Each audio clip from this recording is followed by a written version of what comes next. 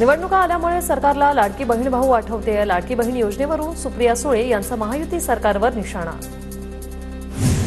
शरद पवार अनेकदा मुख्यमंत्री राहिले. सुप्रिया सुळेंनी याआधी त्यांना सूचना करायला हव्या होत्या. रावसाहेब दानवेंचा लाडकी बहीण योजनेवरून सुप्रिया सुळेंना उत्तर.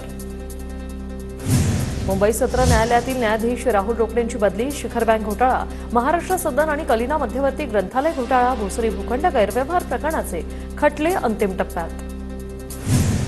बीडच्या परळीतील सरपंच हत्या प्रकरणी 6 जण पोलिसांच्या ताब्यात. 6 जणांनी आरोपीला मदत केल्याची माहिती. आरोपींनी पळून जाण्यासाठी वापरलेली गाडी पोलिसांच्या ताब्यात.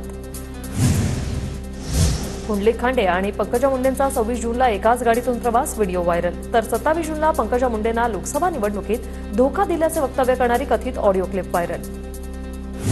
आमच्याकडे सक्षम त्रिमूर्ती जागावाटपावर योग्य निर्णय घेतील. तिन्ही पक्षांना ताकदीप्रमाणे जागा मिळतील. महायुतीच्या जागावाटपावर चंद्रकांत पाटलांची प्रतिक्रिया.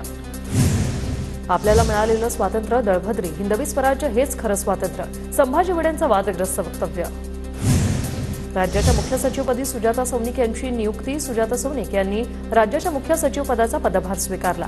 जून 2025 पर्यंत राज्याच्या मुख्य सचिव म्हणून कार्यभार सांभाळणार. खडकवासला विधानसभा मतदारसंघातून रुपाली चाकणकर इच्छुक. खडकवासल्यात मला लीड आहे. विधानसभेला आढावा घेणार. अजित पवार गटाच्या नेत्या रुपाली चाकणकर यांची प्रतिक्रिया.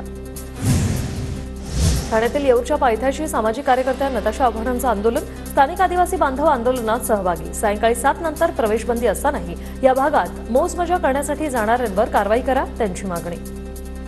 रोहित विराट नंतर रवींद्र जडेजाही T20 क्रिकेटमधून निवृत्त. T20 वर्ल्ड कप विजयानंतर जडेजाकडून निवृत्तीची घोषणा. बीसीसीआयकडून टीम इंडियाला 125 कोटी रुपयांचं बक्षीस जाहीर. बीसीसीआय सचिव जय शहा यांची घोषणा. केदारनाथमध्ये हिमस्खलनाचा व्हिडिओ समोर. केदारनाथमधील भाविकांनी रेकॉर्ड केला व्हिडिओ.